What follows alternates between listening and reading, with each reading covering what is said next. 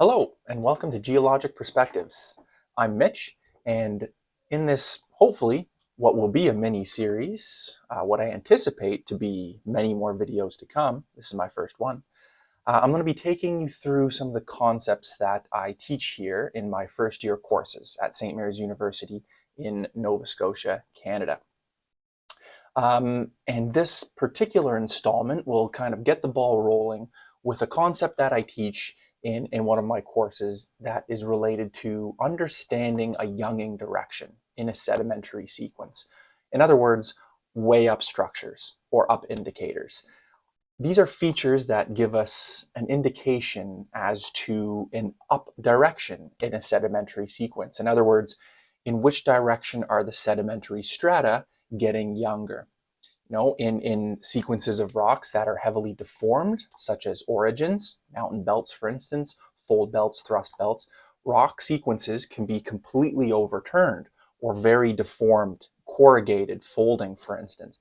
And so if we have these erosional surfaces on top of these heavily deformed sequences, it can be very challenging to determine which way is up in the rock record.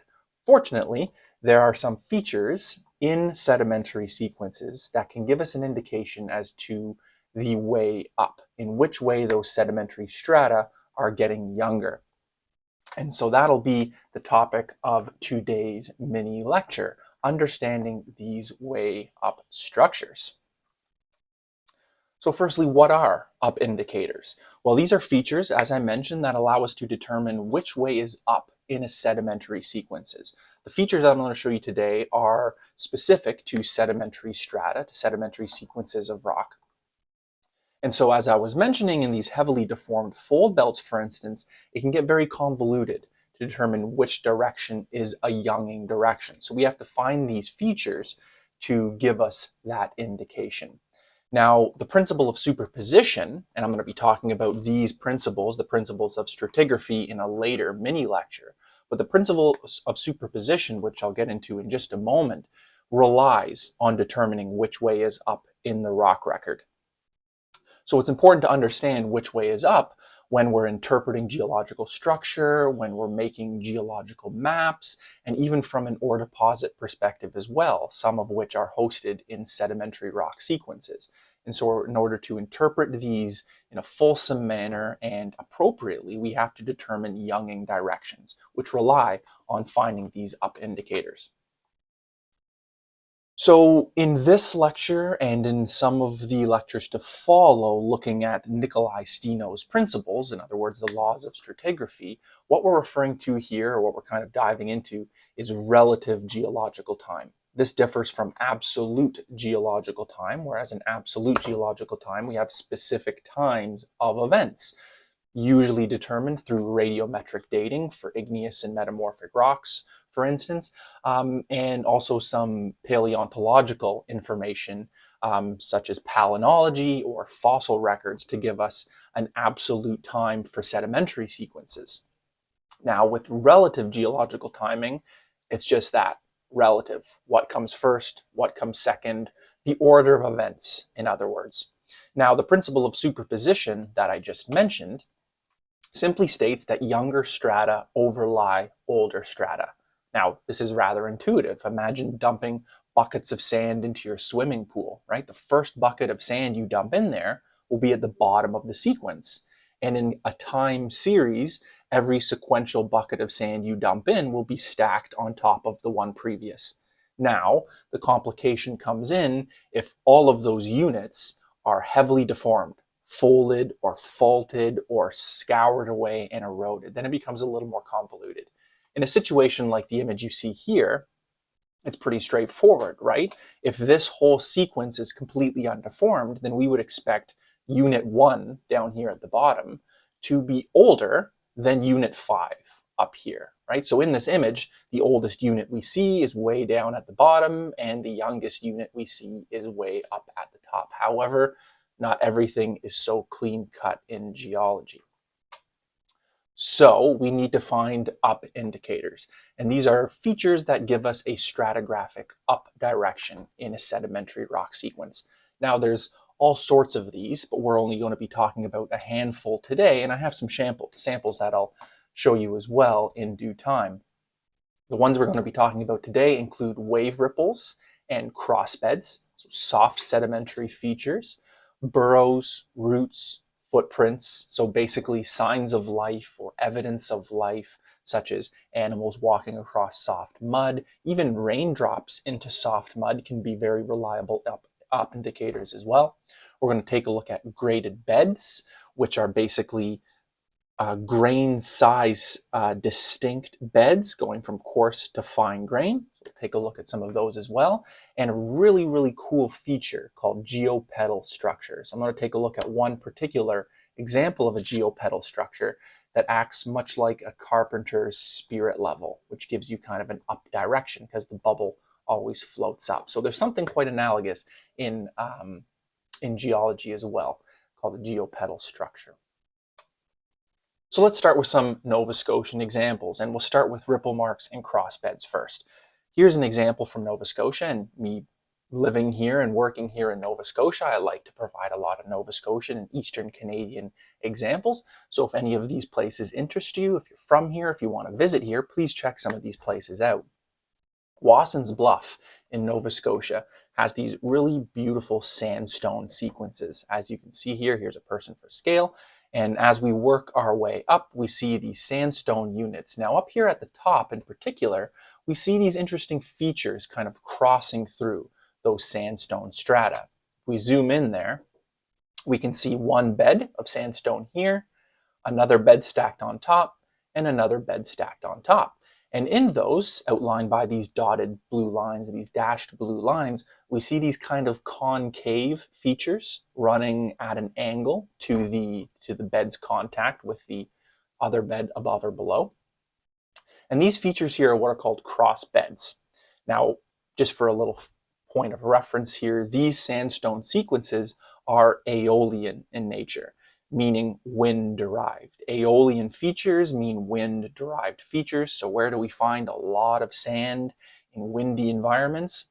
Deserts, primarily. So these sandstones are the result of lithification of Jurassic desert sand environments that are now preserved here in Nova Scotia. So these crossbeds give us a way up. The concave surface of that bed points in the upward direction. So concave points up. So let's kind of roll back a little bit, talk more about these aeolian features and how they form, and this will make a little more sense. So if we take a look at a contemporary desert environment, we look at how dunes evolve, we have a prevailing wind, right? There's a prevailing wind moving through this desert, and it picks up grains of sand from one side, and it deposits that sand on the opposite side where that wind is moving towards. So we have sand picked up from one side and moved to the slip face, as you can see over here. And so what we can see is if we slice through that dune, we see these concave features, right? So not only is the concavity of that feature pointing in the up direction in the sedimentary unit, but also pointing in the direction of fluid flow. And in the case of a lithified rock that's potentially hundreds of millions of years old, a paleo fluid flow. So an ancient fluid flow direction. So not only an up indicator, but a flow direction as well. And so if we take a look at a desert environment, we see in this case, winds are moving from the right to the left of the screen. We have sand being picked up from one side, transferred over, and going down the slip face. And you can see that broad concave feature right through here on that slip face. So then if we roll back to this scene here and we see these beds, notice that in each case, the concavity is pointing up and pointing to the left in this case of the screen. Don't know if I'm being mirrored here or not, but to the left in the screen. So the concavity is pointing up, giving you an up indication, and the concavity is pointing to the left of the screen, giving you a direction of paleofluid flow, in this case, in a desert environment. So in Blue Beach, Nova Scotia, a wonderful area with beautifully preserved early Carboniferous shales and sandstones, we see these oscillating beds of shales and sandstones, and shales and sandstones, which give us a cool story of ocean transgression and regression sequences. But in particular, we can find some very beautiful ripple marks here. I like to show this slide here because it shows the three-dimensionality of these rock features, which sometimes we can kind of forget, especially if we're standing in front of a cliff face, which is essentially two-dimensional, right? But this outcrops in the cliff and also outcrops on the beach. So you can see that bed outcropping here, and you can follow it along into the wall here. So it's a planar feature, and I just like to show that to my students because it kind of, puts into context the three-dimensionality of these planar sedimentary strata. But if we take a look at the sandstone units in particular, we can often find these beautiful ripple marks. Now notice these ripple marks, my fingers here for scale. Notice that they're not completely symmetric. We have this kind of broad bowl-shaped trough and these more pointy crests. So pointy crests, broad troughs. The pointy crests point up. That's our up indicator in this case. So if I take a kind of a cartoon of those ripple marks, what we see here is a broad trough and a pointy crest. And that pointy crest is giving us our up indication. So let's take a look at a few examples of those. So let's take a look at some ripple marks first. So here's an example of a sandstone. And as we can see, we have these nice ripple marks in the surface here. If I turn it on its side, we can see those troughs and crests really, really well. We see these kind of broad troughs here, and we see these nice pointy crests. Trough and a pointy crest, as you can see. So those pointy crests give us an up indication in the rock record. Here's another example of it as well, another sandstone. And you can see that we've had some researchers using these and drawing on them. And if I turn it this way here, let's zoom in just a hair. We can see those broad troughs and the pointy crests. Trough, crest, as you can see. So those pointy crests will always give you an up indication. Now let's take a look at some cross beds, and I have a piece here that has some nice lacquer on it. Might be a bit shiny, but it should do the trick. And so here we have some rather thin sedimentary beds and laminations. And in here in particular, we have a nice cross-bedded sequence, and we can see those really nice concave surfaces, right? So concave here, concave. If we move down here, we can see that these are broadly concave as well. Concave, right? We don't want to look at necessarily just one spot in isolation. We have to kind of get an appreciation for the entirety of the sample to make a informed decision as to which direction is up in the record.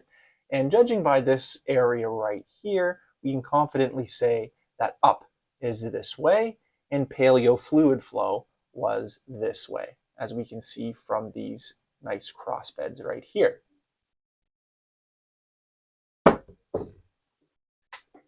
Okay. So let's take a look at another up indicator related to animal and plant life.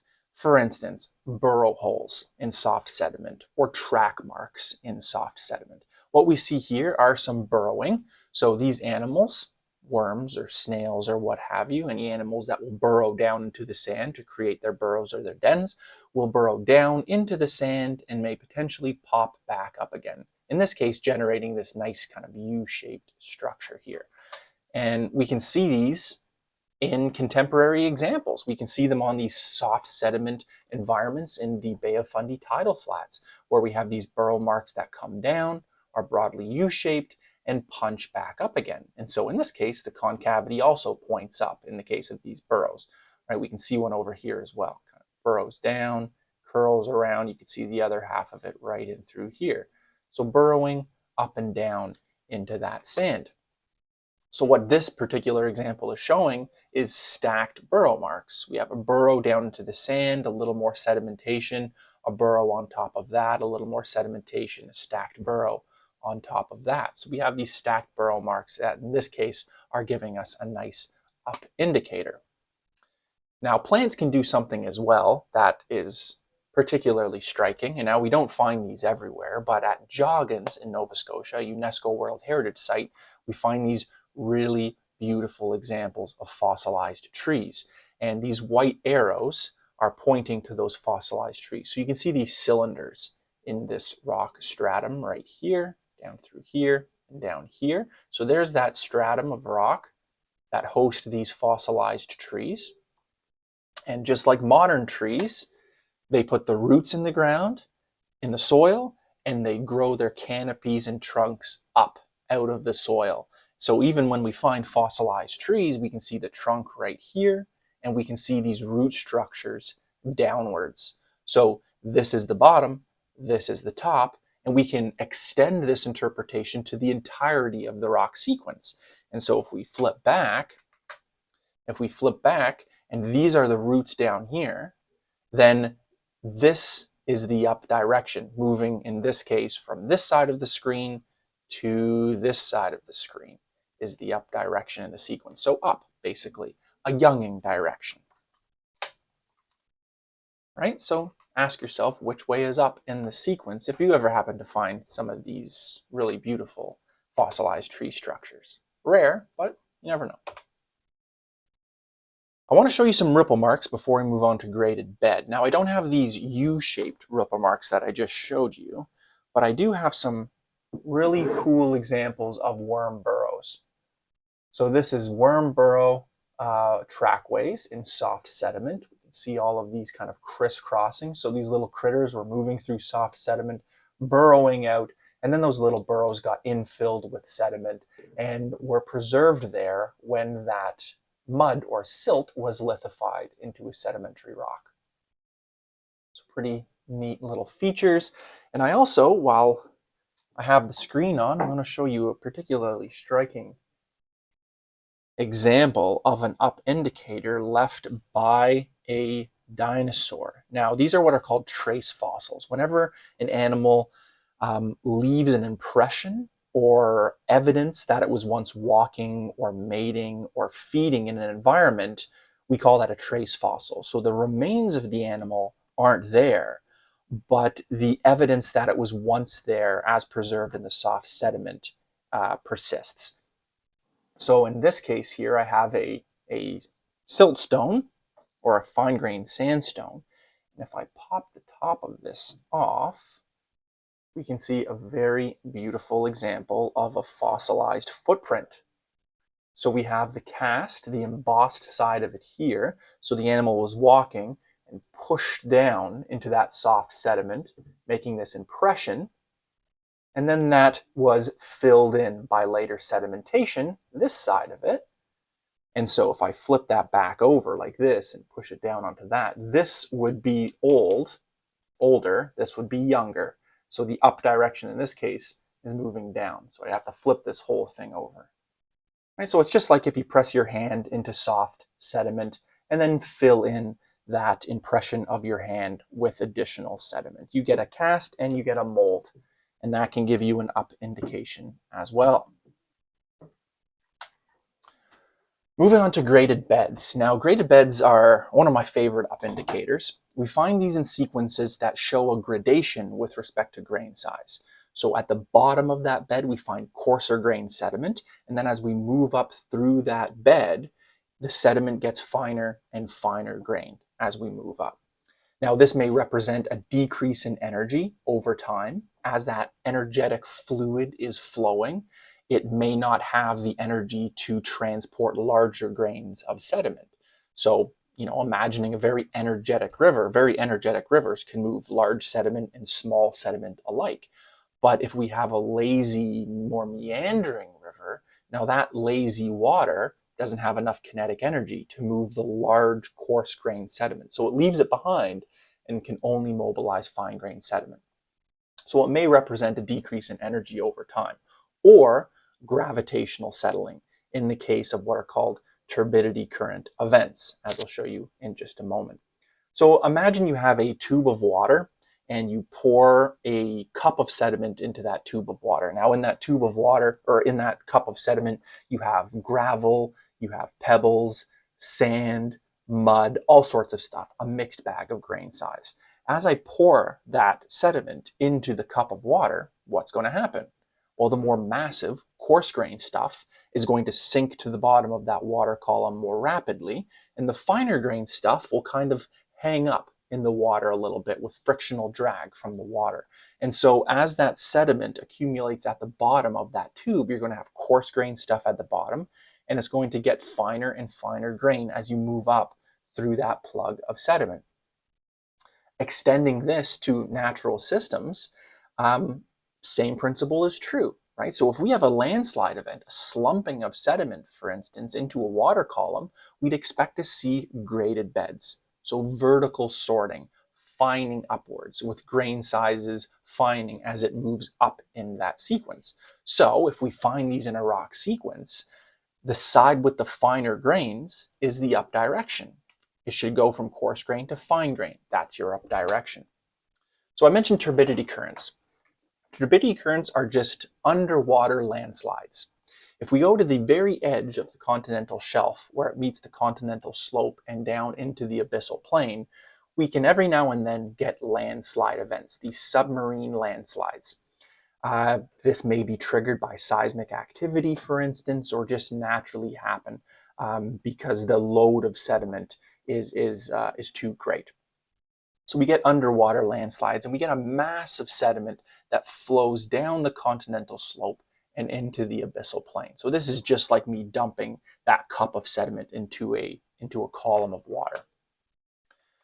So here we have our land up here, rivers feeding sediment into that continental shelf and continental slope environment. Every now and then we'll get mass wasting events, which sends large accumulations of sediment from the continental shelf and slope down into the abyssal plain to form what are called turbidite deposits. And these turbidite deposits are merely just graded beds. However, rather special graded beds. And so we call these special graded beds booma sequences.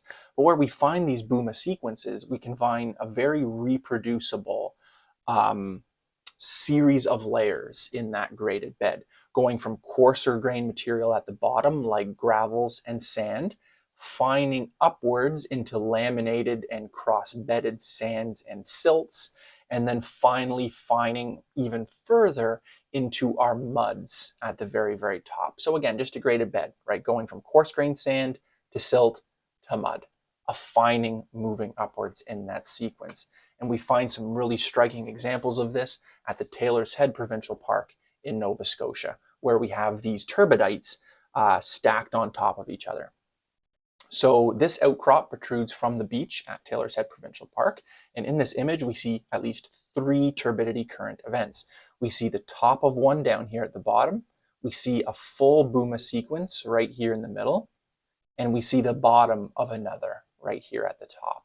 And so what we can see just right off the bat, not even zoomed in, is this stuff down here at the bottom is pretty coarse grain, right? It's sandy, it looks coarser than this more silky material here at the top. So we have mud at the top, sand at the bottom.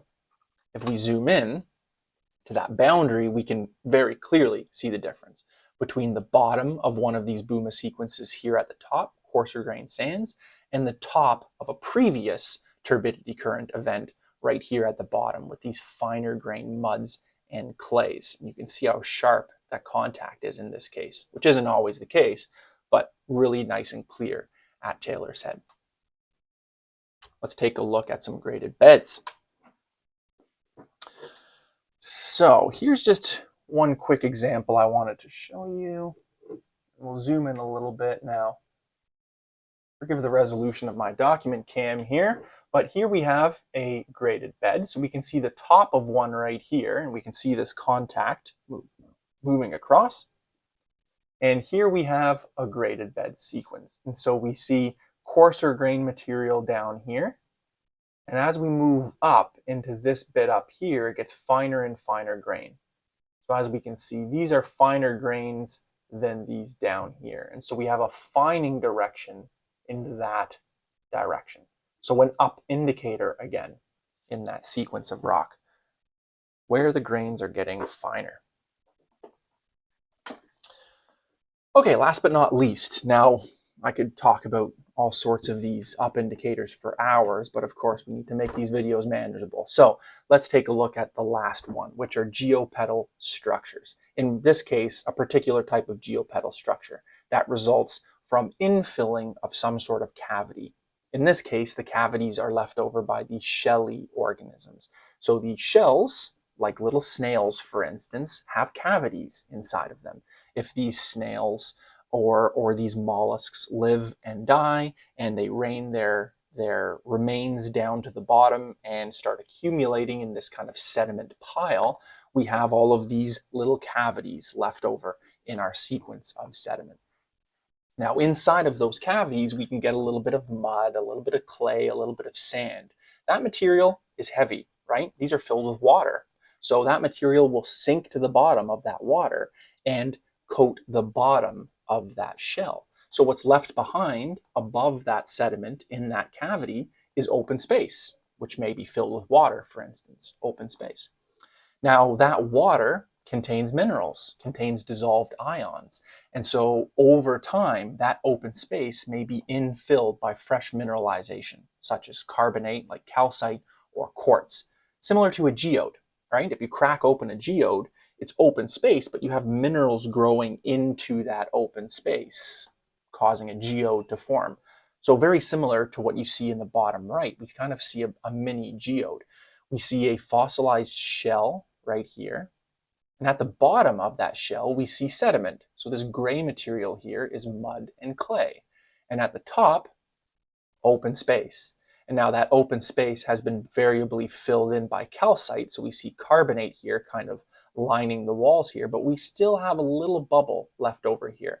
While as this one over here on the top left, which is a photomicrograph, so a photograph of a thin section, a microscopic image from a thin section, we see the shelly organism right here. At the bottom of that shell, we see the sediment accumulating, sunk to the bottom of that cavity. And then at the top, we see open space, which now in this case is filled in by calcite. So we have this fresh mineralization in this open space and the fine sediment here at the bottom. So in both of these images, up is up in the screen, right? The open space or the mineralized cavity is pointing in the upwards direction. Here are some really, really cool ones, and you can see that there's at least 4 of them here. 1, 2, 3, 4, and all 4 of them show you that consistent up indication. Here we have the outline of that shell. At the bottom, we have sediment accumulating, and at the top, we have new minerals that grew into that open space. And so here we have mineral material at the top, sediment at the bottom, mineral material at the top, sediment at the bottom. Same idea for this one right here and this one down here. So I hope that gave you a little bit of a rundown on up indicators and understanding up directions, younging directions in sedimentary sequences. Next mini lecture, I hope to talk a little bit more about the laws of stratigraphy. So understanding relative time, understanding the law of superposition, some of these other tools that we use to decipher what comes first, what comes later when we take a look at an outcrop of rock or a sequence of rock to decipher relative timing between events and between units of rock. So thanks for listening and see you next time.